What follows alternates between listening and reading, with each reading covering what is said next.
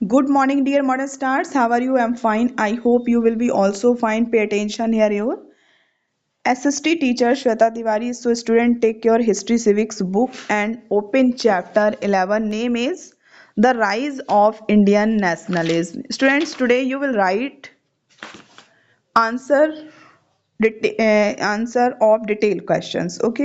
आज आप detail questions के आंसर लिखेंगे इस chapter. So you will right question number 2। Okay, आप सबसे पहले क्वेश्चन नंबर 2 नोट करेंगे। Okay, question number 2 is the familiarity with the English language is one of the factors for rise of nationalism in India. Explain. Okay, note down question number 2. The familiarity with the English language. These questions are given on page number 111। Okay, 111 पे ही सारे questions दिए गए हैं। Okay, so question number 2, the familiarity with the English language is one of the factors for rise of nationalism in India. Explain। यानी कि English से familiarity होना, English language को ज़्यादा समझना, ये एक फैक्टर था, एक तथ्य था, ये एक मेन पॉइंट था जिसकी वजह से भारत में नेशनलिज्म जो है वो डेवलप हुआ। तो इसको एक्सप्लेन करना है। So right answer of this question, question number 2। So right answer of question number 2, answer number 2, note down. English became a medium of reading, writing and speaking. Okay, English जो है वो medium बना था किस time पर? जिस time पर ये इंडियन नेशनलिज्म जो है राइज हुआ था, डेवलप हुआ था। So listen again, English became a medium of reading, writing and speaking for the educated groups of India. Full stop. English also helped to foster a feeling of unity as it could bridge the gap between regional Indian languages. Full stop. English also helped to foster a feeling of unity as it could bridge the gap between regional Indian languages. Full stop. It means English ने क्या किया था, क्योंकि हमारे भारत में ना बहुत तरह की भाषाएं बोली जाती है।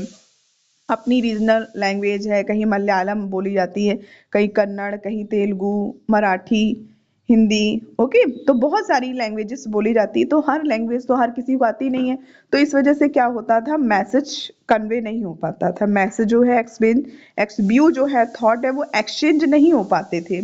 तो इंग्लिश ने एक जो है लीड रोल प्ले किया था इसमें, कि इंग्लिश के थ्रू जो है अब वो सारे लोग अपने थॉट्स को, व्यू को एक दूसरे से एक्सचेंज कर रहे थे।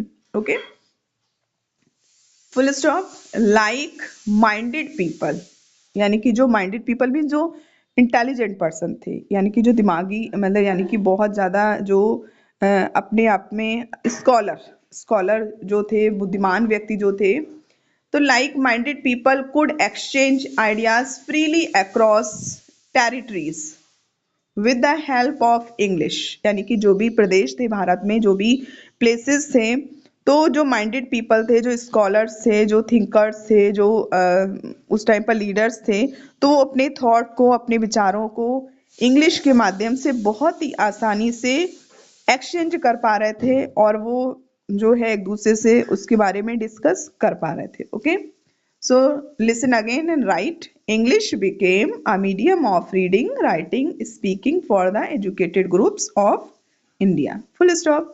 English also helped to foster a feeling of unity as it could bridge the gap between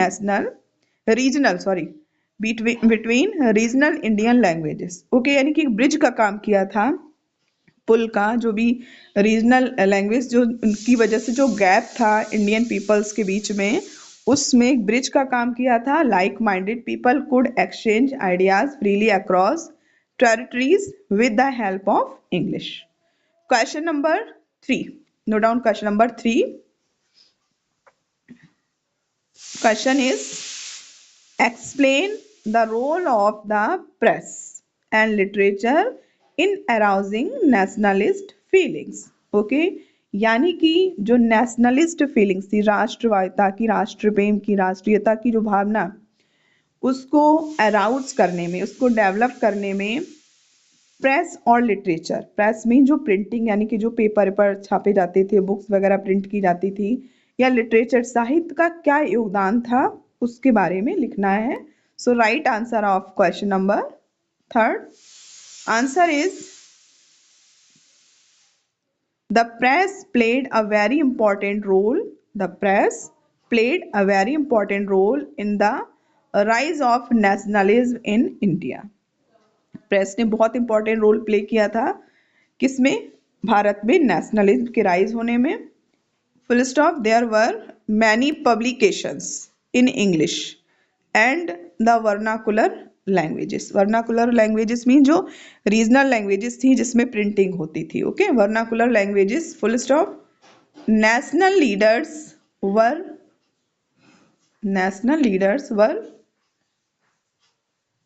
able. Okay, national leaders were able to spread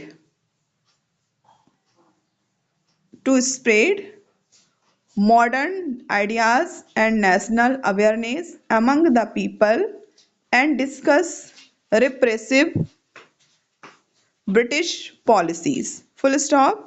The ideas of democracy were also discussed in the vernacular press. The ideas of democracy. Democracy means जो प्रजातंत्र, यानी कि हमारा अपना खुद का rule होना चाहिए, उसके जो विचार थे, आइडियाज थे, were also discussed in the vernacular press. Full stop. News papers also promoted the habit of reading among people and the publication of Tagore's. Okay, 1 minute.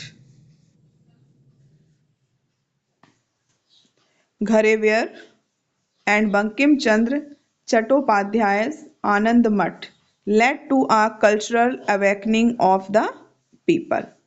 Okay, यानी कि ये कुछ जो अकाउंट थे, पब्लिकेशन था टैगोर्स के through और बंकिम चंद्र चट्टोपाध्याय के थ्रू, इन्होंने भी लोगों को क्या किया, अवेक किया, पीपल को जो है अवेक किया था.